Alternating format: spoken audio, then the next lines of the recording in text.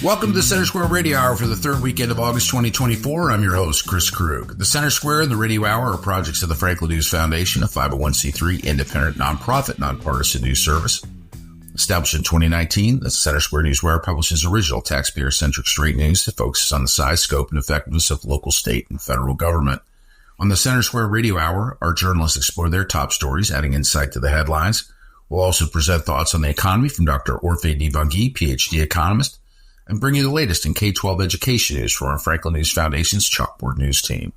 Today, we'll discuss the latest on the presidential race as we head into next week's Democratic National Convention in Chicago. We'll hear about what's behind the high price of gasoline in California, and we'll look at the rising national debt. We'll be right back with all that and more in the Center Square Radio Hour.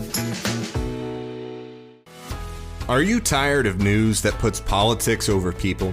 At the nonprofit Franklin News Foundation, we believe in putting people over politics by delivering nonpartisan news and audio content that serves you, the American taxpayer. With Franklin News Foundation, you can read fact-based, state-focused news for free at thecentersquare.com. You can listen to civil, balanced conversations between policy experts through our podcast network at americastalking.com. Or you can get in-depth news on K-12 education spending, curriculum, and school safety at chalkboardnews.com. It's all free through Franklin, where we put you, the American taxpayer, first in every story, episode, and conversation. And it's only possible through our supporters. Together, we can produce content that puts people over politics and brings Americans the news they deserve. Become a supporter today at franklinnews.org/donate. Once again, that's franklinnews.org/donate. Welcome back to the Center Square Radio Hour. I'm Chris Krug. Dan McCaleb is here with the latest on the presidential race. Democrats gather in Chicago beginning Monday to officially nominate Vice President Kamala Harris for president. The four-day Democratic National Convention that concludes Thursday follows last month's Republican convention in Milwaukee, where delegates nominated former President Donald Trump to be their candidate. Joining me to discuss the campaign for president is Casey Harper, the Center Square's Washington, D.C. bureau chief. Casey, we are less than 3 months from the November 5th election. What are you going to be watching for when Democrats make it official with Harris? Yeah, I mean, all eyes will be on this convention, and I think what we should be looking for is unity. Will Democrats rally eagerly around Harris? I think they will, especially given her success in the polls recently. Another thing to look for is messaging. What do the Democrats want to make this election about? When Biden, President Joe Biden was running for office, there was a sense of what he wanted to make the election about, but he was not succeeding in that because his own, mental acuity was in such question that the election was about, his mental state. And so he did not have control of the narrative. So for Democrats, what'll be interesting to see is, what are they going to talk about? What is going to be their main focus in their messaging? Is it going to be a week of rallying the base, going hard after far left issues, or is it going to be an opportunity that they take to speak to the middle of the country and to talk mostly about some of the things that they've hinted at, that Harris has hinted at talking about, such as the cost of groceries, although, many critics say that's partially Harris's fault, but, the cost of groceries, these, job creation, the economy, dealing with these middle issues versus a rah-rah rally the base. But I think, it's going to be similar to the Republican convention in that you're going to have this lineup of speakers. You're going to have some controversial moments that the conservatives make fun of, but most people don't notice. And then Harris is all but certain to come out of this coronated and doing pretty well in the polls heading into November. And I think if you're in the Trump camp, you're feeling a little bit uneasy right now, Dan. Harris, as you said, is doing much better than Biden was in polling, including in some of the swing states. Casey, one of the heavy criticisms of Vice President Harris over these past few weeks since President Biden dropped out of the race is that she hasn't held any press conferences. She hasn't answered any questions of reporters or anything like that. Can she keep that up and still get the vote she needs to beat Trump in November? Definitely.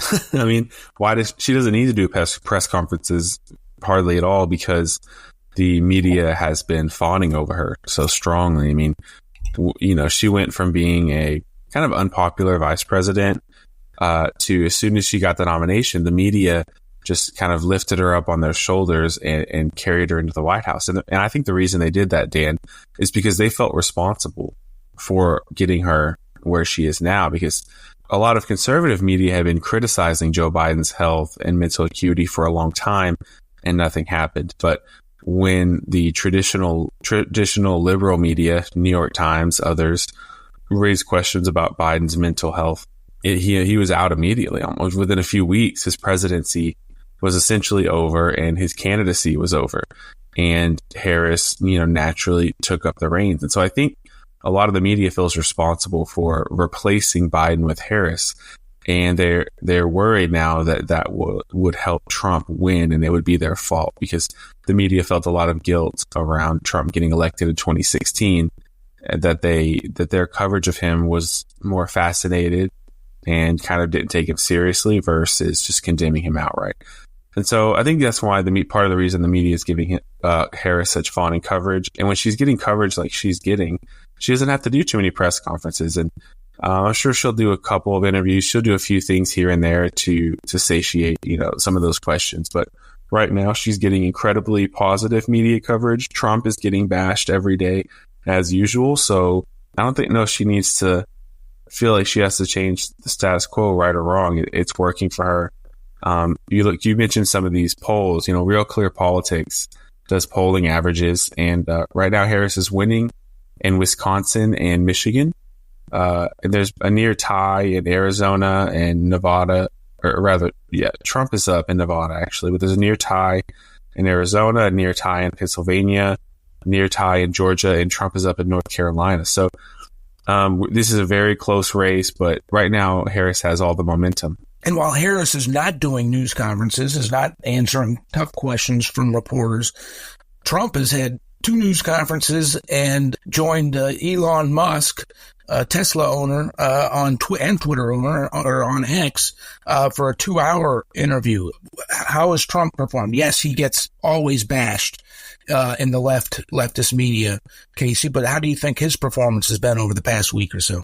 I think Trump is kind of getting his footing against this new candidate. He's trying out different attack lines, different nicknames, different things. The Musk interview was huge in the sense of its audience. I mean, X has an incredible audience.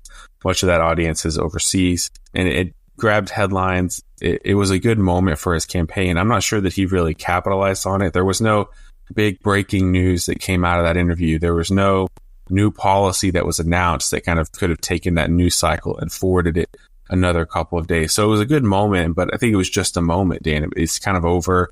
People aren't thinking about it anymore. It was a splash, but didn't have a big ripple effect. And now Harris has all the attention talking about, she's laying out an economic plan on Friday. I'm not sure what people listen to this, but beginning this weekend, she's laying out a new economic plan that has already been kind of controversial, but is going to dominate the news. And I think at the least she is addressing some of the concerns of Americans, though some of the ways she's doing it have been pretty controversial. Let's get back in the final minute that we have here, Casey, to the Democratic National Convention next week. One of the running storylines is the number of protests and the number of people expected in Chicago protesting various issues.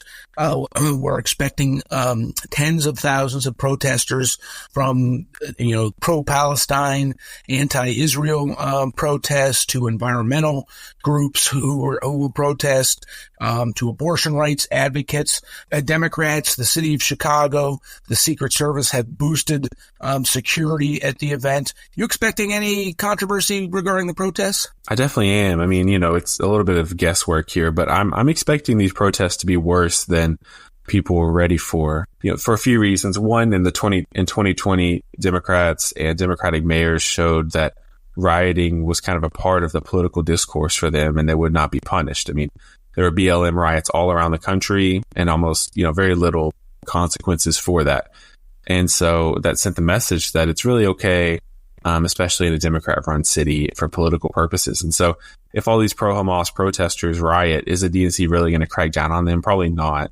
I'm sure maybe some, Chicago cops will have to clean some of that up. But that's one thing. And then, Dan, in Chicago is very near to some very large pockets of Muslim population in the U.S. In Michigan, for instance. Dearborn, Michigan is a huge Muslim population, and that's where many of the pro-Palestine, pro-Hamas, anti-Israel protesters are that Democrats are now forced to kind of incorporate into their mosaic of different interest groups in the Democratic Party. And so there's a lot of the Midwest and some of those pockets that it's a short drive to Chicago. And so that's, for those reasons, I think also, they protested in DC, and Vice President Kamala Harris, who's kind of been a little wishy-washy on this issue, she condemned them for some of their demonstrations for the taking down the American flag and raising the other. And so I think there's a good chance that could inflame them more and have them push Harris. I think they really want to do something so crazy that Harris is forced to lay out a clear policy stance on this issue, and hopefully in their favor. Thank you for joining us today, Casey. Want listeners to know that the Center Square will have 3 journalists on the ground at the Democratic National Convention next week. You can get all your coverage at thecentersquare.com. Thanks as always to Dan and Casey. You're listening to the Center Square Radio Hour. I'm your host, Chris Krug. With more on the price at the pump in California is our Eliana Kernodle. At $4.60 a gallon, California's average gas prices sit well above the national average. Joining me with more on this story is the Center Square's California reporter, Kenneth Schrupp. Kenneth, what does Governor Gavin Newsom have to say about California's gas prices? Eliana, Newsom blames oil companies' greed and price gouging for the state's gas prices, which are about $1.16 above the national average. California's gas tends to be the most or the second most expensive in the country, other than Hawaii, which is a tiny island state in the middle of the Pacific that can't produce its own fuel and has to import everything across the whole ocean. Newsom's own energy commissioner, who he appointed, disagrees with Newsom's assessment that price gouging is actually causing these prices to be high. In this May testimony, he said that no price gouging has been found and that increasing supply in the market, that's a quote, would best protect consumers. That's also a quote. And how much do Californians pay in taxes and fees on a gallon of gas? So total taxes and fees add up to about $1.62 to each gallon sold in California. That's more than the difference between gas prices in California and the rest of the country. So of that $1.62 in taxes and fees, only 18 cents is from federal taxes, which means that the rest is just from California. And you mentioned that the Energy Commission suggests that to help lower prices, California would need to increase the supply. But what stands in the way of that solution? Building an oil refinery costs at least $5 to $6 billion, or at least that's what Vice Chair Siva Gunda of the California Energy Commission said in May. There are 4 companies refining 90% of the gasoline in the state, and there's only 10 active refineries in California making gasoline. California needs to create its own special blend that's only used in California. There was just a court order finally allowing some refiners from Washington to send a limited amount of refined oil to California. But again, that's not really enough to make a difference when we have such a large state and so few refineries. One of the things Gunda suggested is requiring that we stockpile more gas or we stockpile more oil so that if one of the refineries goes down for maintenance, that we have some supply to hold us over. That does seem to be the cause of single price spikes, but that doesn't really explain the massive gap in pricing, which is largely from taxes and fees imposed by California. Another issue is there's no reason for companies to go and invest this money in building a very expensive facility when the product will be illegal or made to be phased out in a few years. So has there been any evidence found of collusion or price gouging from these companies that Newsom is blaming? No. Kelly Ciarto, state senator, in this May testimony noted that there have been 0 times that price gouging and collusion has been found by the state of California among these handful of oil companies. And there are, I'm assuming, state as well as national laws against things like colluding about prices, right? Right. I mean, price gouging laws do exist. If there's an emergency of some kind, you can't just decide to charge extremely high prices for like heating oil if there's like a winter blizzard. There are laws against pricing collusion and cartels operating to keep prices high for a good. We see the federal government crack down very hard on that with very high fines. So it's not really a behavior that companies engage in, especially a very large industry like the oil industry, where the paper trail would be very hard to conceal. Well, Kenneth, thank you for your insights on this story. Listeners can keep up with this story and more at thecentersquare.com. Thank you, Eliana and Kenneth. You've been listening to the Center Square Radio Hour. I'm your host, Chris Krug. Back with more on the national debt, it's Dan McCaleb. The national debt surpassed $35 trillion this month. That's the amount of money the federal government has borrowed over the years to pay for deficit spending. Interest payments on that debt alone cost taxpayers more than the annual budget for the Department of Defense. Joining me to discuss this is Casey Harper, the Center Square's Washington, D.C. bureau chief. Casey, let's face it, government spending is out of control. Why should Americans be concerned? And why isn't the ballooning debt a significant campaign issue heading into November's presidential election? Yeah, I mean, Americans should definitely be concerned. It's hard to know when he used the word ballooning, and so I'll continue with that. The debt is ballooning for sure, but the debt's been ballooning for a couple of decades now, and you look around, everything seems fine, but we don't know when that balloon's going to pop. And we have seen some signs of some rumblings of kind of the unprecedented money printing and inflationary activities that the federal government's been engaged in. Prices rose 20% since President Joe Biden and Vice President Kamala Harris took office. Americans are feeling the weight of that right now. A lot of economists are celebrating that inflation is down, but just to be clear, what they mean is that inflation is not rising nearly as fast as it did, but prices are still rising. They're just kind of rising at more normal levels now, and they certainly have not gone down to the pre-pandemic or pre-Biden levels. And so, over 20% increase since Biden took office, and some things like groceries and different things are much higher than that and are still rising much faster than even the normal inflation rate. For instance, chicken and pork rose about 10% in the last year, which is an incredible increase, is of course a staple that almost all Americans are going to be looking to buy at the grocery store. And so we've seen these kind of rumblings, these moments where the unstable, the cracked foundation that we've created in the economy by the money printing starts to have impact. But for now, the house is still intact, and so the life continues. But if you look at the projections, Dan, from the Congressional Budget Office, it's kind of crazy to see just how, the national debt, for instance, is on track to be twice as much as the GDP. Interest payments on the national debt are just a few years away from being the single biggest expense to the federal government. And that number is only going to continue to rise. And so you get to this point, you can imagine, and not the too distant future, where half of the federal budget is just for interest payments. That's not going to happen in the next presidential term, very likely, but it is in the near future. And so I think we have, these warning signs we're seeing with inflation, and, we saw the market dip a few days last week. But I think it is something voters should be concerned about. But right now, Dan, neither party, Republican or Democrat, seems very concerned about it at all. Another reason taxpayers should be concerned about it, Casey, is programs retirement programs such as Social Security and Medicare. They're already just a few years away from near insolvency. As the debt continues to balloon, as the national debt continues its upward pace, are programs like Social Security and Medicare maybe in jeopardy? Oh, they've been in jeopardy. They're definitely in jeopardy, no matter what any politician tells you. I mean, some hard decisions are going to have to be made in the future to save these programs.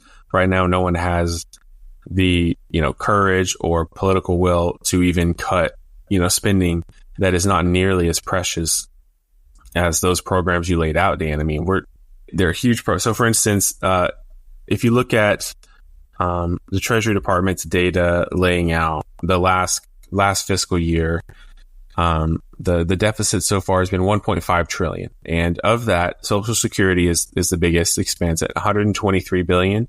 Then Medicare is $92 billion. And then, Dan, as we said, the third Coming in third is interest on the national debt at $81 billion. And then you get to more things like national defense is $71 billion. Then you go further down, there's things like veterans and education. I mean, we spend $12 billion on education and $81 billion on interest, right? $12 billion on transportation and $81 billion on interest, right? So when you talk, like, we can't, there's no political will or willingness for lawmakers to even trim some of the things like for transportation or education or veterans, health care, national defense. And so when you talk about touching some of these big entitlements that continue to grow or are on the path to insolvency, no, there's no plan. They are in danger. They are going to become insolvent unless something changes. And right now, nothing is changing at all. And any candidate is terrified to even bring it up for fear of immediately losing their election. Casey, there are really only two ways to address the national debt, or a combination of two things, and that is drastically cut spending or drastically raise taxes. Certainly neither presidential candidate wants to talk about raising taxes, I wouldn't think, particularly in today's economy where you mentioned, inflation has cost more than 20%, are more than 20% higher than when President Biden and Vice President Harris first took office. You add tax increases on top of that. Things are just too expensive as it is. So expense cuts. But no one has the nerve in Congress or the White House to talk about significant expense cuts. Yeah, I mean, right now both candidates are talking about cutting taxes on tips, which has become a very popular policy with a lot of people. Democrats are always talking about raising taxes on the ultra wealthy. And of course, there is probably a little, some revenue to be made there for sure. There are downstream implications of that or consequences of that. If that, can push, wealthy people out of the country or out of the state where the taxes are raised, it can disincentivize investment and, business growth. And, I think a little bit probably it could be withstood without many, ramifications. But if you hiked up taxes, to what we saw maybe, a different era in American politics, where they were like 70% on the ultra wealthy. There's some big consequences for that. And you see that when you raise taxes at that level, you actually collect less revenue. So, there is, I think there is more money to be made in raising taxes, of course. But at the current spending levels stand, 35 trillion debt, deficits that are regularly over 1 trillion. You can't tax your way out of this problem. It'll help, but the spending right now is so extravagant. It's so unprecedented. Even in modern political history, the spending levels right now are just out of control. It's hard to overstate. For instance, before COVID, Dan, there was no deficits over $1 trillion. It was kind of a red line. The deficit had never been over $1 trillion. And then, during COVID and post-COVID, it's normal. We had $2 trillion deficits, and now we're 1.5 this year. And so we went from, in the matter of a few years, in the middle of a debt crisis, from, 2019 to 2024, we went from the deficit being less than $1 trillion to being over $1.5 trillion, nearing $2 trillion this year. Thank you for joining us today. Casey, listeners can keep up with this story and more at thecentersquare.com. Thanks to Dan and Casey for that update. That'll do it for the first half of the Center Square Radio Hour. After the break, we'll look at more top stories from across the nation. What's the latest on NFL teams looking for taxpayer funding for their stadiums? Could California see a class action lawsuit over policies hiding gender changes in schools? And how much should elected officials influence the Federal Reserve? All that and more when we return on the Center Square Radio Hour.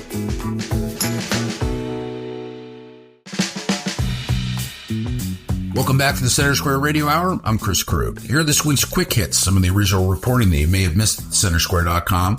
In Minnesota's 5th District, U.S. Representative Ilhan Omar decisively won her Democratic primary against former Minneapolis City Council member Don Samuels, securing 56% of the vote. Omar, a member of the Progressive Squad, avoided the fate of fellow members Cori Bush and Jamal Bowman, each of whom lost their primary races earlier this year. Omar will now face Republican challenger Dalia Al-Aqidi in November. New York congressional members are urging the Biden administration to reinstate the death penalty for 9/11 mastermind Khalid Sheikh Mohammed after a plea deal that would have spared his life was revoked by Defense Secretary Lloyd Austin. The deal, which would have sentenced Mohammed and 2 accomplices to life in prison, faced backlash for not pursuing the death penalty. GOP lawmakers, including Representative Nicole Malliotakis, Mike Lawler, and Elise Stefanik, are pushing legislation to block future plea deals and ensure that the death penalty remains an option. Families of 9/11 victims have also voiced frustration over the handling of the case, seeking both justice and transparency. Democratic U.S. Representative Kathy Manning of North Carolina is urging House leadership to hold a vote on her Countering Anti-Semitism Act, which she introduced in April amid escalating Middle East tensions. Despite having 60 bipartisan co-sponsors and support from 61 national Jewish organizations, the bill is stalled in 5 committees. Manning, co-chair of the Bipartisan Task Force for Combating Anti-Semitism, emphasizes the need for action as anti-Semitism rises across the country, particularly on college campuses. The bill proposes annual threat assessments on anti-Semitic violence and the creation of a national coordinator to advise the president on combating anti-Semitism. After revelations that the electric battery producer Gouging received subsidies from the Chinese Communist Party, Michigan State Senator Lana Tice is urging the state to halt funding for the company's $2.4 billion project in central Michigan. Tice, a Republican, criticized Gouging's quote-unquote shady business practices and called on the state to end all agreements with the company. Gouging had previously denied Chinese government involvement in its U.S. operations, but admitted to receiving CCP subsidies in a recent filing. Concerns about national security and environmental risks have also been raised regarding the taxpayer-subsidized project. The California Department of Finance has opposed Senate Bill 1414, a bill by State Senator Shannon Grove that would impose stronger criminal penalties for those soliciting sex for minors. The department argues that imprisoning more offenders would be too costly and strain the state's resources. The bill initially aimed to make solicitation of sex with minors a felony, but amendments reduced the penalties, especially for first-time offenders. The opposition cites concerns over increased prison populations, higher judicial costs, and potential strain on the state's budget. The bill, which already passed the Senate, will be voted on by the Assembly Appropriations Committee on August 15th. You can find more on these stories and others like them from across the country at thecentersquare.com. We'll be right back with more on the Center Square Radio Hour. Knowledge is power, and you deserve to know what happens in your state government. That's why the Center Square's reporting zeroes in on state authorities publishing stories that show where your money goes and who spends it. The Center Square gives power to the taxpayer by tracking politicians' use of the people's money and demanding transparency from state-run agencies. This is how the Center Square equips you, the American taxpayer, to hold your state government accountable. Sign up now for your state's Center Square newsletter at thecentersquare.com. Welcome back to the Center Square Radio Hour. I'm Chris Krug. With more on what taxpayers are being asked to pay to fund NFL stadiums, it's Eliana Kernodle. While NFL teams have seen record revenues in 2023, many continue to go to city and state governments to fund their stadiums. Joining me with the latest on this story is the Center Square's John Stife. John, the NFL season is coming up. What does that mean for these stadium deals? People are hyped about the season. The season actually begins with a game in Kansas City. That's one of the hotbed cities for what's going to happen next with this stadium. Guess what? The public's going to be hyped about the football season. If your team's good, you're going to be more likely to want your city to put money into it, even though, generally the public's against that. And some of the public in Kansas City shot down a sales tax recently for a new Chiefs stadium. But overall, there's going to be a lot of hype and a lot of tension on the NFL. And there's key cities like Kansas City, Cleveland, Chicago, where there's pushes for new stadiums instead of renovations and a lot of public money to go towards those. Yeah, you mentioned Cleveland. There's kind of a back and forth going on in Cleveland right now. What are the Browns asking for? So the whole thing started with renovation talk, which often happens. And that's it started as a $1 billion renovation, and now it's probably a $1.2 billion renovation. What the Browns are asking for is half of that from public money. But as was expected, they also made a push for a new stadium, moving it out of Cleveland into an area called Brook Park. That was a $2.4 billion stadium proposal, with half the money being public money. And they were also going to privately have a development next to it for $1.2 billion. So it was a huge project, but they're asking for a lot of public money through tax catchers, essentially, of everything that they were going to build there. And Cuyahoga County, a big part of that, like half of that tax money would be Cuyahoga County money. Cuyahoga County includes both Brook Park and Cleveland. Cuyahoga County came back to the Browns and said, we've looked at these numbers. They don't work. We're not going to give you $1.2 billion of public money to build a new stadium when we've built all this stuff on the lakefront in Cleveland surrounding this NFL stadium that you already have. Let's give you half that money and renovate that into a really nice stadium on the lakefront. Well, the Browns didn't want to hear that, but they gave kind of even-handed response saying, oh, well, we'll look at both of those. And now they're turning the screws on Cleveland and saying, well, we gave detailed questions to Cleveland about what their proposal was, the city of Cleveland, which would, be half of the money going towards the renovation. The other half would be county money. So each of those would be 1/4 of the total pot of the $1.2 billion renovation. And so now they're going to ask Cleveland for a bunch of money. Like, okay, you guys really want it here? Well, show us how much you want it. Well, and on the subject of funding, Jacksonville is another place where they've been working on a deal like this. What's the latest going on there? So Jacksonville approved a renovation. It's a huge renovation. It's an expensive renovation. There's like $730 million at least of public money going towards it. $600 million directly for the stadium renovations. And the issue there is that part of the deal was that there's a 0.5% sales tax in Jacksonville. It was approved through 2030 to be for capital projects in the city. Then after that, it was going to go to pensions. Then the last mayor moved that timeline up and said, starting in 2026, this money is going to go towards pensions. Well, the Jaguars came calling and they're like, well, we want money. And so Jacksonville pushed that pension money back until 2030, and it's going to run for 30 years. So that now, what are we talking, 2030 to 2060? We're going to fund our pension. As we all know, when you start later, then you're causing yourself financial problems because you don't have that. It's the whole thing with save for retirement, save now, and if you do it 5 years earlier, you're better off. So it's the same concept. And Jacksonville pushed all these other capital projects into that sales tax funding for the next 4 years or 6 years until we get to 2030. And then the stadium is just like, oh, we're putting that into our capital fund. Well, what funds your capital fund? They haven't been really clear about that. So is it directly funded with pension money? No. Does it have an impact on the city's pensions for the government workers? Absolutely. It's a little shell game where there were 3 pieces of the pie and they moved them around so that they could say, we're giving $600 million to the Jaguars to make Everbank Stadium even nicer.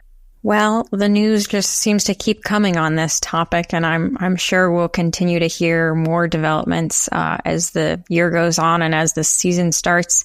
And listeners can keep up with those stories at thecentersquare.com. Thank you, Eliana and John. You're listening to the Center Square Radio Hour. I'm your host, Chris Krug. With the latest on the legal proceedings surrounding policies in California schools hiding gender changes from parents, we'll go back to Eliana Kernodle. A district court in California ruled that teachers and parents in the state may try to create a statewide class action lawsuit against school districts with policies requiring them to conceal a student's gender or name change from parents. Joining me to discuss this is Chalkboard News editor Brendan Clary. Brendan, this is a case that's been litigated for a while now. What's sort of the background prior to this ruling on this case? Yeah, that's a great question. This started in April last year, and essentially 2 teachers at the Escondido Union School District in California filed a lawsuit basically saying that their school district's policy on transgender student privacy violated their constitutional rights. And they basically said, look, we have students who are saying, I want to use a different pronoun, a different name at school. And then the school would send out emails saying, these students have this name at school, but do not use these pronouns with parents. use their regular pronouns with parents so that their parents don't know. And basically that would, protect students' identities, right? So that's kind of the force of the policy was like, we want to try to create like a safe space for students to be able to embrace their gender identity at school without risk of maybe parents who don't, affirm their identity.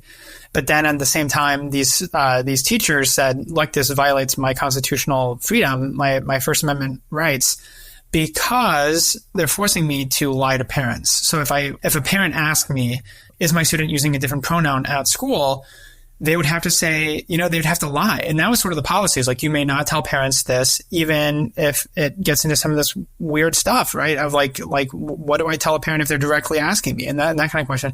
And then also these are Christian teachers, right? So Elizabeth Mirabelli, Lori Ann West, these are two teachers at Escondido Union School District.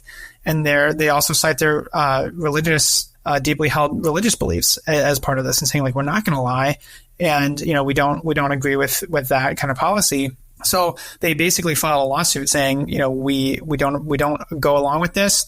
And the judge issued a preliminary injunction, and said last year, these teachers have a case on its merits. They have legal standing. This will continue in court as it has been, but, they have a right to go back to their job. And you can't, have any kinds of, retaliation against them, anything like that. So that's sort of the background, basically challenging the school district's student privacy policy. And that's, been incredibly contentious in recent years, as school districts have tried to like stand in the, in between like parents rights and, those kinds of advocates, and also students, and trying to protect them and their gender identity. And they see that as like a mandated thing. And so that's a lot of, what LGBTQ plus advocates say, is that we have to protect students and, give them a space to be themselves, and schools should be that. So I think that that's kind of where school districts have found themselves, sort of in that tension. And this is just a very interesting argument from a constitutional point of view.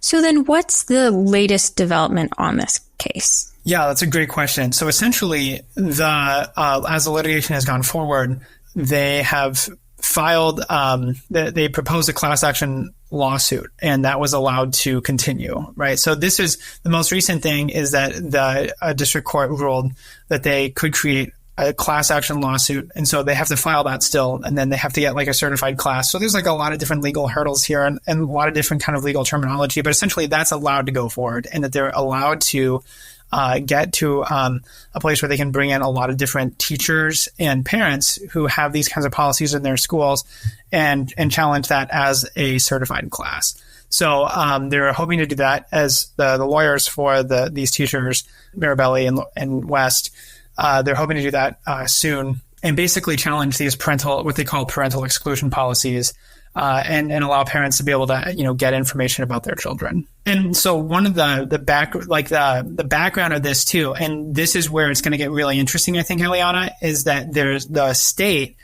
of California has for a long time defended this position that students have a right to privacy at school. So that's kind of like one of the things here where I think this case really gets into like the maw of a lot of the cultural debates that we're having around like gender identity and transgender students and parental rights, right? So this kind of gets to some of those like core issues, because there's the California Department of Education has like a frequently asked questions page, which seems pretty innocuous. But on that page, they direct school districts to basically protect student privacy at all costs regarding gender identity. So if a student comes out to a teacher and says, these are my pronouns, I want you to use a different name for me, like to not tell parents about that, and they cite like California anti-discrimination law and federal law. And I think that would go hand in hand with like some of the challenged Department of Education, like the Title IX rules. Like, so there's a lot of these different kinds of things in play, but the school district itself said that it was using that FAQ page as if it was a policy and pointing to the state. And I think the state has said that this does not have the force of law. So it's just like a very interesting, like this kind of gets at the heart of what authority does the state have constitutionally to protect students' privacy if teachers have a First Amendment right not to, talk about students in a way that would maybe violate their rights. So it really gets to a lot of these like kind of core issues, and it's super interesting to kind of see how this is playing out in the courts, and that they got an injunction, that they do have, standing on the merits to pursue this lawsuit and continue to litigate this. Well, this is a very interesting topic, something that's been very widely debated, like you've said. We will continue to follow it, so listeners can keep up with it at chalkboardnews.com. Thanks to Eliana and Brendan for that update. You're listening to the Center Square Radio Hour. I'm your host, Chris Krug. Joining me to dig into the Fed and its relationship with the presidency is PhD economist Dr. Orphe Divounguy. Dr. O, one of the bigger buzzes around the world of economics is this conversation spurred by something that Republican candidate for President Donald Trump said with regard to wanting to have a say in economic policy as it pertains to the Federal Reserve and the Federal Reserve's decisions. And I'll tell you, people are running all over the place with this. And for the benefit of our audience, it's just like as a starting point, I think for some that the Federal Reserve is something of a black box. We're not really sure, or Wizard of Oz, however you'd like to characterize that. They telegraph a lot of the decisions that they're ultimately going to make, through the meetings that they have and the statements that the deputies make. But in terms of like the decision making that occurs inside, it's almost for some like picking a pope. They go in and smoke goes up, and rates are up, or the Fed rates up, the Fed rates down. So here's the question. Could you talk about the Federal Reserve and the role of the Federal Reserve, and then talk about basically whether or not it should be influenced by any elected official? Well, yeah. Let me say that again. No, it should not be influenced by any elected officials. So first of all, the members of the Board of Governors of the Federal Reserve System are nominated by the President of the United States and confirmed by Senate. So, can you imagine if you were on the job and your boss asked you to do something and it was the wrong thing to do? Would you listen to your boss anyway, or would you just ignore him? Is that rhetorical? I hope so. I'm sure that there are things that I ask my folks to do that they don't do, whether they're the right thing or the wrong thing. But I think it's the point. Part of operating any business. I guess it just depends on whether the guy in charge is, you're appointed by making suggestions or making demands. Yeah, exactly. And honestly, the truth is, suggestions or demands, you would probably take it as, he wants me he's putting pressure on me to do something, and it's the wrong thing to do. And if I don't do it, maybe I'm out of a job. And I think that's how most people would react. But anyway, just to give you an example, and I'm going to take this straight out of the Wall Street Journal, that covered the story. Fed officials have been able to guard their ability to set interest rates without political interference since the 1970s, when high inflation was blamed in part by President Nixon's success in persuading the Fed chairman, a former economic advisor to President Nixon, to keep rates low before the 1972 election. Does this sound a little familiar? Does it look familiar? Do we have a candidate who is basically saying, hey, look, we can't do this, we can't do that? In this case, it would be the opposite. Right. Don't raise interest rates because. No. Well, don't lower interest rates because, right? I think is sort of where Trump is, right? Yeah. Don't lower interest rate. Exactly. Exactly. Don't lower interest rate because. And look, the reality is the Fed does not care who's president. The Fed has this very clear mandate. It's all about financial stability. It's about keeping inflation low and stable and keeping Americans employed. Mm-hmm. And that's a very difficult thing to accomplish, right? The Fed brought inflation down from 9% measured by the CPI, 9% in June 22 to just 3% in June of this year, of 2024. Yeah. Massive accomplishment. Oh, by the way, while Americans continue to work, permanent layoffs remain low.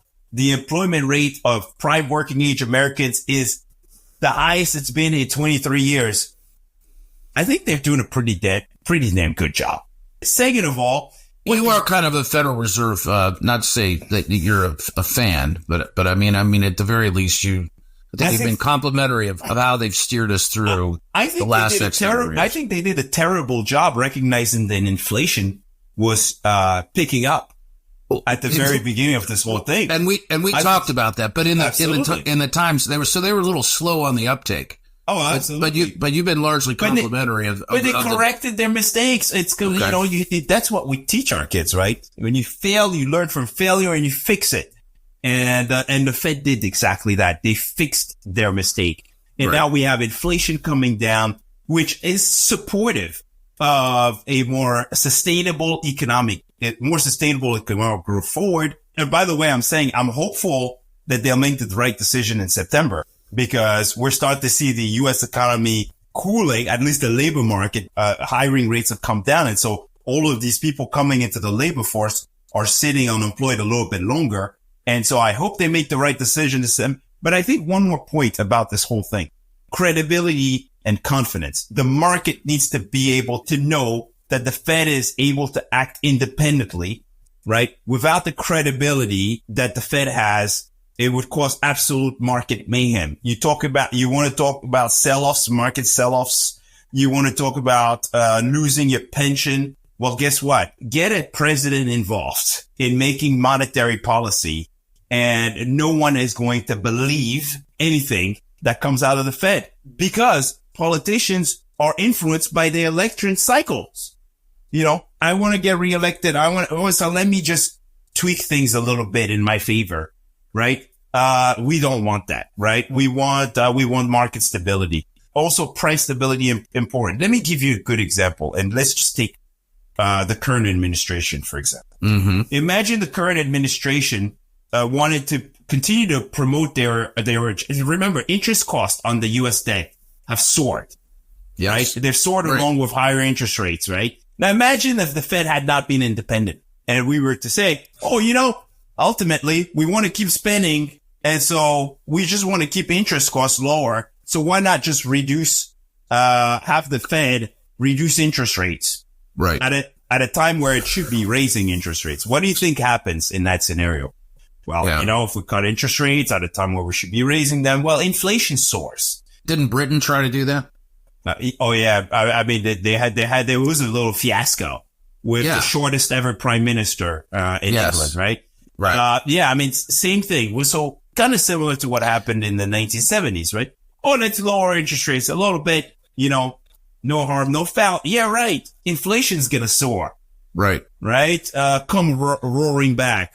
And who pays the price? It's the American people. So we just don't want that. Regardless of whether it's President Trump or President Biden or whoever, we don't want politicians in the mix of monetary policy. Thank you for joining us, Dr. O. That'll do it for another week of the Center Square Radio Hour. The Center Square Radio Hour is a production of America's Talking Network, produced by Eliana Kernodle. If you missed some of today's show, you can find it at americastalking.com.